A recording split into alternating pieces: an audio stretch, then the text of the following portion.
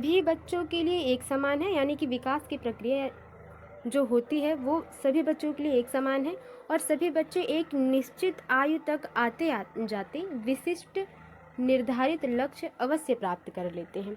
ठीक है, यहाँ पे क्या विशिष्ट निर्धारित लक्ष्य। ठीक है, हर एक सीटेट में एक फ़ायदा हो जाता है कि हर एक क्वेश्चन के ऑप्शंस में कुछ नेगेटिव या पॉजिटिव टैग वर्ड्स होते हैं, जिससे हमें पता चल जाता है कि ये क्वेश्चन किस प्रकार से पूछा जा रहा है और इसके हिसाब से कौन सा ऑप्शन बढ़िया होगा या सही होगा। ठीक है, बहुआयामी। और यहाँ पे एक पॉइंट आपको और मिला पहले ऑप्शन में कि सभी बच्चों के लिए एक समान होता है बाल विकास की प्रक्रिया। ठीक है, विकास की प्रक्रिया डेवलपमेंट की बहुआयामी है। दूसरा ऑप्शन कह रहा है कि जो विकास है वो बहुआयामी है, कई तरीकों से होता है, क्योंकि बच्चे विभिन्न प्रकार के संदर्भ में पलते बढ़ते हैं। सभी बच्चों का एनवायरनमेंट अलग अलग होता है, पर्यावरण अलग अलग होता है, रहन सहन अलग होती है, प्रकृति संस्कृति अलग होती है। तो ये बात सही है कि बहुआयामी है। ये सबसे पॉजिटिव अब तक का ऑप्शन रहा। आगे देखते हैं, बाल विकास का यानी कि का पूर्वानुमान बिल्कुल नहीं लगाया जा सकता। यद्यपि विकास सभी के लिए एक दिशात्मक होता है, एक दिशात्मक नहीं होता है। ठीक है, ये सभी बच्चों के लिए एक समान नहीं होता है, अलग अलग बच्चों में अलग अलग विकास की प्रक्रिया होती है। ठीक है, और यहाँ पे कहा जा रहा है कि एक दिशात्मक होता है, तो बिल्कुल नहीं। अनुमान पूर्वानुमान लगाया जा सकता है, क्यों? क्योंकि हम जानते हैं कि कितने महीने में बच्चे के दांत आ जाएंगे, कितने महीने में बच्चा जो है अपनी माँ को पहचानने लगेगा, रंगों की पहचान करने लगेगा, तो ये पूर्वानुमान लगाया जा सकता है। सिर्फ माता पिता से प्राप्त अनुवांशिक गुणों द्वारा ही निर्धारित होता है। देखिए, सिर्फ माता पिता, तो जहाँ पे सिर्फ केवल ऐसे ऑप्शंस आ जाते हैं वो जो है निगेटिव पॉइंट में हो जाते हैं, तो ये गलत हुआ। दूसरा ऑप्शन बिल्कुल सही हुआ। थोड़ा सा बैकग्राउंड में आवाज़ें हो रही होंगी, शोरगुल होगा, तो उसके लिए थोड़ा सा एडजस्ट करिएगा। देखते हैं आगे। दूसरा क्वेश्चन कि विकास का डैश सिद्धांत बताता है कि गामक कौशलों का विकास शरीर के मध्य से आरंभ होकर शरीर के सिरों की ओर जाता है। कौन सा सिद्धांत ये बताता है कि शरीर के मध्य से लेकर सिर की तरफ जो है वो गामक कौशलों का विकास होता है। गामक कौशल आप समझ रहे हैं, चलना फिरना, दौड़ना, कूदना, ये सारी चीज़ें। ऑप्शन है घुमावदार, विशिष्टता, अधोगामी, शीर्षगामी। तो इसका ऑप्शन आप समझ गए होंगे। इसका जो सही ऑप्शन हो जाएगा दूसरे का, वो हो जाएगा तीसरा, अधोगामी। ठीक है, आगे देखते हैं अगला क्वेश्चन। विकास की किस अवस्था में बच्चे कल्पनाशीलता वाले खेल में सक्रिय रूप से भाग लेते हैं? यानी कि जब कल्पना करनी हो, जैसे टॉम एंड जेरी बच्चे देख रहे हैं, तो इसमें कल्पना करना हो कि जो जीतेगा वो मैं हूँ। ठीक है, तो ये चीज़ें, तो सक्रिय रूप से भागीदारी कब लेते हैं? शैशवावस्था में, प्रारंभिक बाल्यावस्था में, मध्य बाल्यावस्था में या किशोरावस्था में।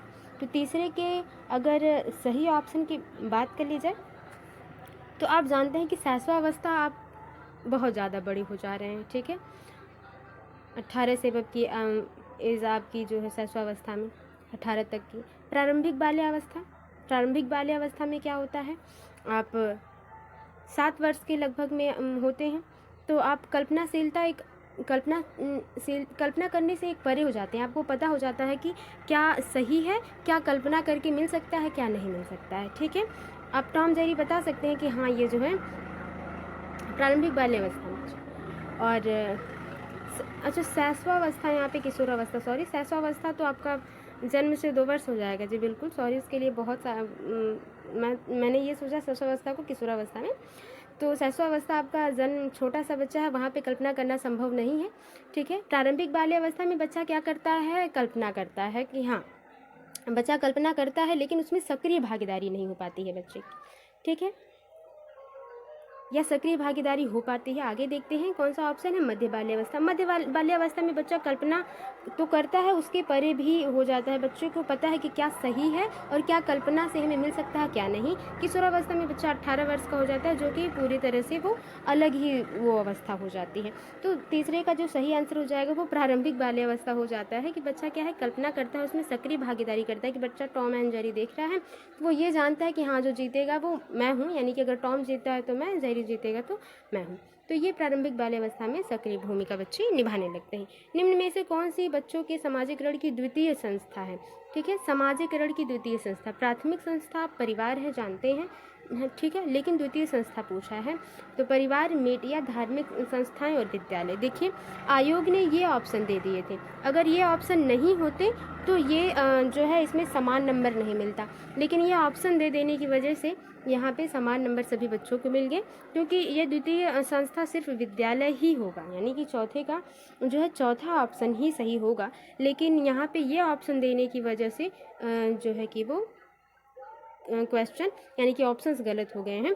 अगर चौथे में सिर्फ चौथा ही रहा होता तो ये ऑप्शन सही होता, लेकिन नहीं, आयोग ने इस तरह से ऑप्शंस बनाए थे जो कि समान नंबर इसमें मिला है, वैसे चौथा ऑप्शन इसमें सही होगा अगर इनको इग्नोर किया जाए, इन ऑप्शंस को इग्नोर किया जाए तो। आगे देखते हैं, रुचि को 3 पेंसिल दिखाई जाती हैं, ठीक है, 3 पेंसिल। वह देखती है कि पेंसिल क पेंसिल ख से बड़ी है और पेंसिल ख पेंसिल ग से बड़ी है, ठीक है, पेंसिल दिखाई जाती है और उसमें बच्चा अवलोकन ये करता है कि जो पेंसिल क है वो ख से बड़ी है और ख पेंसिल जो है वो ग से बड़ी है। जब रुचि यह निष्कर्ष निकालती है कि क ग से बड़ी है, क क्या है, ग से बड़ी है, तो वह जीन पियाजे के किस संज्ञानात्मक विकास की विशेषता को दर्शाती है। देखिए बच्चा क्रम लगाना लग रहा है कि हाँ ये इतनी बड़ी है, ये इतनी बड़ी है, तो ये क्रम है, मतलब ये पहला है, ये दूसरा है, इससे छोटा तीसरा हो जाएगा, ये अगर इससे बड़ा हो जाता है तो पहला ये हो जाएगा, दूसरा ये हो जाएगा, तीसरा ये और चौथा ये। बच्चा क्या कर रहा है, बच्चा क्रम लगाने लग रहा है, ठीक है, ये बात हो गई।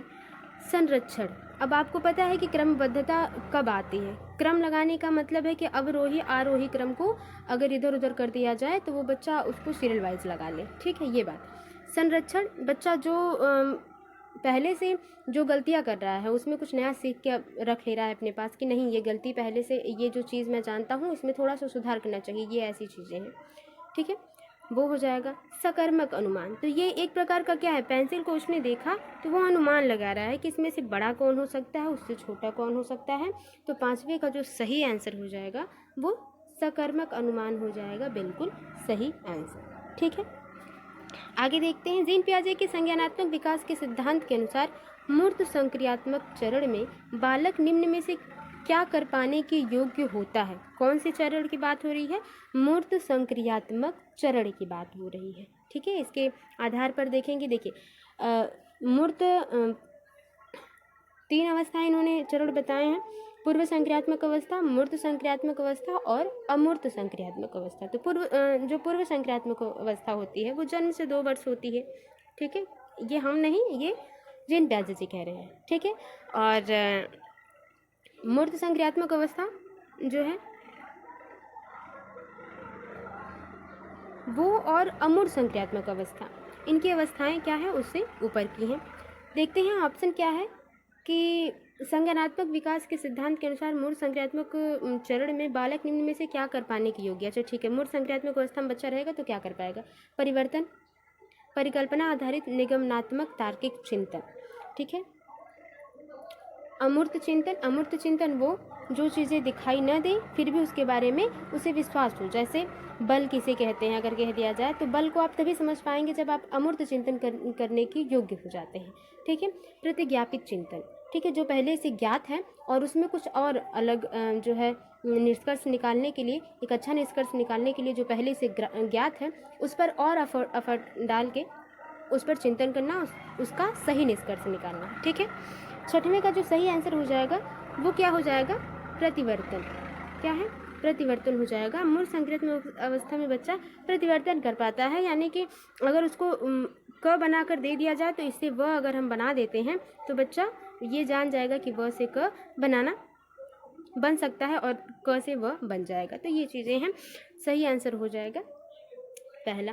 निम्नलिखित में से कौन सा चरण लॉरेंस कोहलबर्ग द्वारा दिए गए नैतिक विकास के सिद्धांत में शामिल नहीं है। निगेटिव क्वेश्चन है, निगेटिव ऑप्शन सही होगा। पारंपरिक चरण इन्होंने बताया है, ठीक है, कोहलबर्ग ने बताया है। अपारंपरिक चरण, उत्तर पारंपरिक चरण और पूर्व पारंपरिक चरण। तो सही आंसर की बात कर ली जाए, देखिए पारंपरिक चरण उन्होंने दिया है, उत्तर पारंपरिक चरण दिया है, पूर्व पारंपरिक चरण दिया, लेकिन अपारंपरिक चरण नहीं है, ठीक है, तो ये ऑप्शन गलत है और गलत ही पूछा है, इसलिए गलत ही सही हो जाएगा।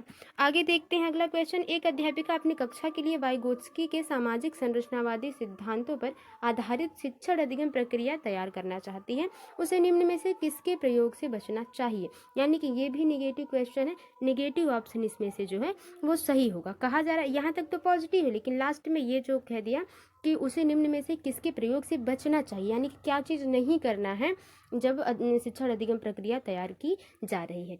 ठीक है ना। तो देखते हैं ऑप्शन, देखते हैं कि सामाजिक संदर्भों पर आधारित शिक्षण अधिगम की अभिकल्पना करना, यानी कि जो समाज, जिस समाज में बच्चा रह रहा है उसके हिसाब से सामाजिक संदर्भों में जो चल रहा है वो करना है। विद्यार्थियों के अधिगम प्रयासों का गहन अवलोकन करना है। हाँ, ये बात सही है। ठीक है, ये भी पॉजिटिव है, ये भी पॉजिटिव है कि जिस समाज में बच्चा रह रहा है उस समाज से संबंधित जो है हमें शिक्षण अधिगम की परिकल्पना करनी है, यानी कि चीज़ों को उस तरह से डेवलप करना है, चाहे वो पाठ्यक्रम हो चाहे वो चर्चाएं हों।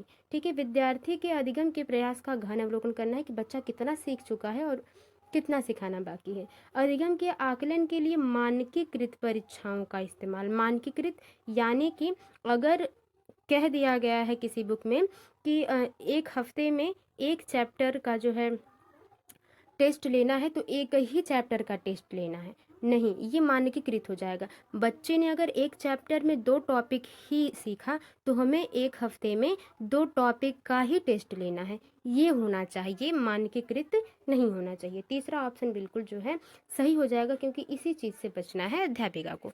आगे देखिए, लेव वाइगोत्स्की ने अपनी सामाजिक संरचनावाद सिद्धांत में निम्न में से किस विद्यार्थियों में अधिगम को सुसाध्य करने हेतु उपयुक्त बताया है? ऑप्शन देखते हैं, सहकर्मी सहयोगिता, संस्कृति उपकरणों का हस्तक्षेप, रट कर याद करने पे बल नहीं, गैर संदर्भित पाठ्यक्रम, यानी कि पढ़ाया जा रहा है क्लास सेकेंड को और फर्स्ट या थर्ड का जो है पाठ्यक्रम रखेंगे तो क्या अच्छा होगा?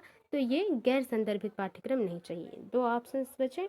9वें की सही आंसर की बात कर ली जाए तो हस्तक्षेप करने की बात नहीं रही। क्वेश्चन के हिसाब से पहला ऑप्शन बिल्कुल सही हो जाएगा कि बच्चा जो है अपने क्लासमेट से, अपने फ्रेंड से या अपने वयस्कों के साथ सहायता ले सकता है ताकि बच्चा और बेहतर सीख पाए। ये पहला ऑप्शन बिल्कुल सही हो जाएगा। आगे देखते हैं, किसी प्रगतिवादी, ठीक है, कक्षा के बारे में एक अध्यापिका का क्या विश्वास होना चाहिए? कक्षा कौन सी है? प्रगतिवादी है, सब पॉजिटिव होगा, सब बेहतरीन होगा, उसके हिसाब से पॉजिटिव ऑप्शन चूज करना है।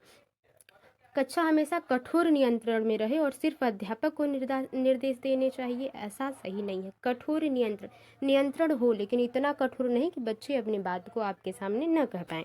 ठीक है, ये बात रही, तो ये तो होगा नहीं। अधिगम केवल कक्षा में होता है? नहीं, अधिगम सिर्फ कक्षा में नहीं होता, कक्षा के बाहर यानी कि विद्यालय के बाहर भी हमें बहुत कुछ सीखने को मिलता है। कहते हैं ना कि किताबों से ज़्यादा लोग ज़िंदगी से सीखते हैं, तो ये बात सही है। ये केवल जो जहाँ आ जाएगा वो नेगेटिव हो जाएगा। अपने साथ विविध प्रकार के समृद्ध अनुभव लाते हैं। हाँ, ये बात सही है कि एक अध्यापिका को ये सोचना चाहिए कि जो हमारे क्लास में बच्चे हैं वो अपने पर्यावरण से अनेक प्रकार की चीज़ों को, अनुभव को लेकर आए होंगे और उन्हीं अनुभव के साथ उन्हें सिखाना है। तीसरा ऑप्शन बिल्कुल सही हो जाएगा। किस विचारक ने इस बात को नकारा है कि बुद्धि एक एकल इकाई है और कई पृथक स्वतंत्र बुद्धियों का सिद्धांत प्रतिपादित किया है? ठीक है, ऑप्शन जीन पियाजे, हार्वर्ड गार्डनर, लेव वाइगोत्स्की और लॉरेंस कोहर बर्ग। ठीक है, 11 का जो सही आंसर हो जाएगा, यानी कि पहले देखते हैं क्वेश्चन क्या है कि बुद्धि एकल इकाई है, ये नकारा है किस विचारक ने? कई पृथक स्वतंत्र बुद्धियों का सिद्धांत प्रतिपादित किया है। ठीक है, 11 का जो सही आंसर हो जाएगा वो दूसरा हो जाएगा, हार्वर्ड गार्डनर। दूसरा ऑप्शन बिल्कुल सही हो जाएगा। खिलौनों के रूप में गुड़िया मिलने पर रोहन की प्रतिक्रिया थी, मुझे यह खिलौना पसंद नहीं है क्योंकि लड़के गुड़िया से नहीं खेलते। यह किसका उदाहरण है? कहा जा रहा है कि खिलौने के रूप में गुड़िया मिलने पर रोहन की प्रतिक्रिया ये है कि वो गुड़िया से इसलिए नहीं खेलना चाहता क्योंकि वो जानता है पहले से कि गुड़िया से जो है लड़कियां खेलती हैं, लड़के नहीं खेलते। तो ये क्या है? जेंडर प्रासंगिकता, जेंडर भेदभाव, जेंडर रूढ़िवादिता, जेंडर स्थिरता। तो ये क्या है? जेंडर रूढ़िवादिता है, जेंडर बायस है। ठीक है, जिससे बच्चा जो है काम बांट रहा है कि ये इनके लिए चीज़ें हैं और ये हमारे लिए। ठीक है, तो ये जेंडर रूढ़िवादिता है। आगे देखते हैं अगला क्वेश्चन। एक शिक्षक एक महीने की अवधि के अंतराल में विद्यार्थियों को निबंध लेखन के लिए कई ड्राफ्ट लिखने के लिए सहयोग देता है। ठीक है, यानी कि निबंध बच्चे लिखते हैं तो उसमें सहयोग देता है। यदि यह शिक्षक प्रत्येक विद्यार्थी के लिए ड्राफ्ट को ध्यान में रखता है, मतलब 20 बच्चे हैं तो 20 बच्चों को पूरी तरह से ध्यान में रखता है और उन सभी ड्राफ्ट पर काम करने की प्रक्रिया को भी मान्यता देता है, तो इस प्रकार के मूल्यांकन को क्या कहा जाएगा? योगात्मक, मानक संदर्भित, रचनात्मक या मानकीकृत।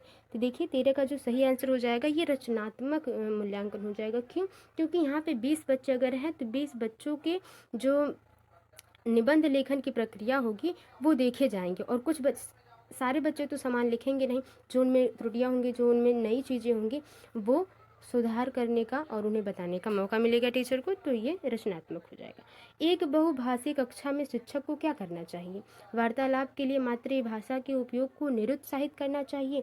देखिए जहाँ पे मातृभाषा को वरीयता न दी जाए वो ऑप्शन गलत होगा।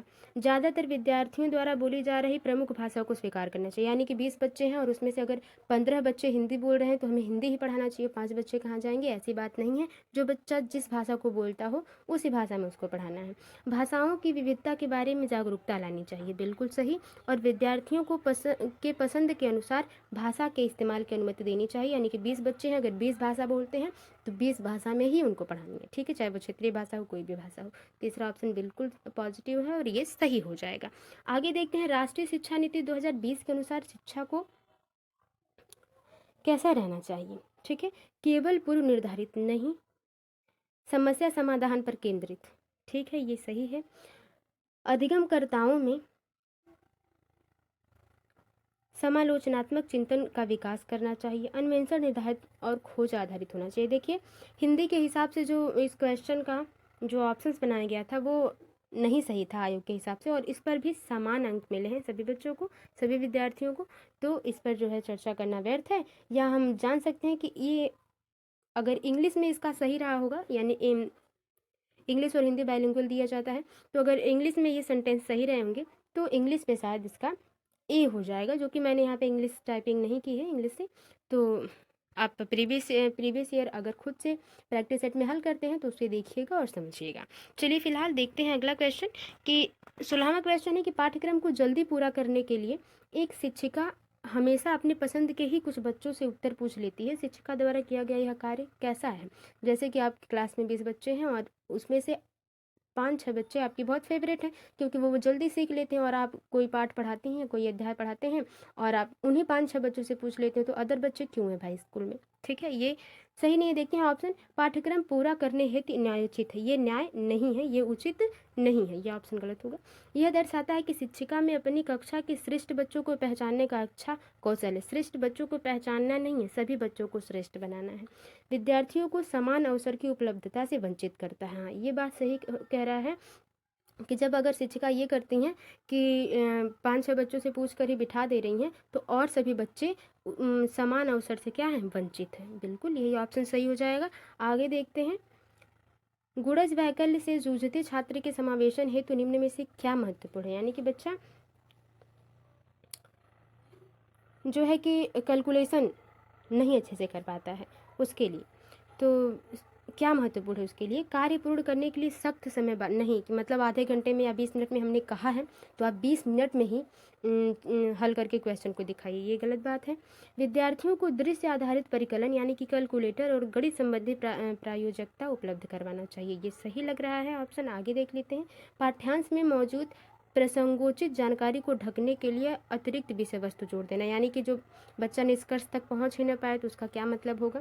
विद्यार्थी के अधिगम के आकलन के लिए सिर्फ मानकीकृत, ये सिर्फ और मानकीकृत दो निगेटिव टैग वर्ड्स आ गए जो कि गलत है, यानी कि दूसरा ऑप्शन ही बिल्कुल सही और पॉजिटिव हो जाएगा। एक दृष्टि बाधित यानी कि बच्चा देखने में सक्षम नहीं है अच्छे तरीके से वाले विद्यार्थी के लिए निम्न में से कौन सी सामग्री लाभदायक नहीं होगी? निगेटिव क्वेश्चन है, निगेटिव ऑप्शन सही होगा। स्पर्शिक ग्लोब यानी कि छू कर जो ग्लोब को बच्चा जान सके वो तो सही हो जाएगा। ठीक है, तो ये पॉजिटिव है, ये आंसर नहीं होगा आपका। छोटे अक्षर वाली पुस्तक दृश्य पठन सॉफ्टवेयर, ये सही है। ब्रेन लिपि वाली पुस्तक यानी कि लाभदायक जो नहीं है वो छोटे अक्षर वाली पुस्तक, या तो बच्चा तो खुद देखने में सक्षम नहीं है और उस पर भी पुस्तक हो और उसमें इतने छोटे छोटे लिखे हों अक्षर कि बच्चों को दिखाई नहीं दे तो क्या फ़ायदा। कथन, ये देखिए कथन असर्शन और रीजन से क्वेश्चन आए हैं। कथन ये है कि भाषा शिक्षण के दौरान एक अध्यापिका को लिखित सामग्री के साथ साथ श्रवण पुस्तक भी उपलब्ध करवानी चाहिए। यानी कि हाँ, लिखित सामग्री जो दी जा रही है उस पर श्रवण सामग्री या श्रवण पुस्तक भी उपलब्ध करवानी चाहिए, ये सही बात है। तर्क में कहा जा रहा है, रीजन में कहा जा रहा है कि प्रस्तुतिकरण के लिए विविध विकल्प विभिन्न अधिगमकर्ताओं की जरूरत को पूरा कर पाते हैं, जैसे कि पठन विकारों से जूझते विद्यार्थी। सही बात है। इससे ये हो जाएगा कि अगर आप श्रवण सामग्री और लिखित सामग्री दोनों रखते हैं तो बच्चों में अगर पठन विकार है या किसी बच्चे में जो है लिखने में प्रॉब्लम है, पढ़ने में प्रॉब्लम है, तो उससे बच्चा क्या कर पाएगा? जिसको पढ़ने में प्रॉब्लम होगा वो श्रवण से काम चला लेगा और जिसे सुनने में प्रॉब्लम होगा वो लिखित सामग्री से काम चला लेगा। ठीक है, तो ये ए भी सही है और आर भी सही है, तो ए और आर दोनों सही हैं और आर ए की सही व्याख्या करता है। पहला ऑप्शन ही बिल्कुल सही हो जाएगा। आगे देखते हैं, एक सृजनात्मक बालक में निम्न में से कौन से गुण मौजूद होंगे?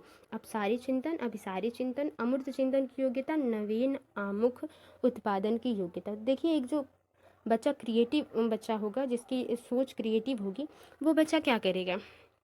अपसारी चिंतन करेगा।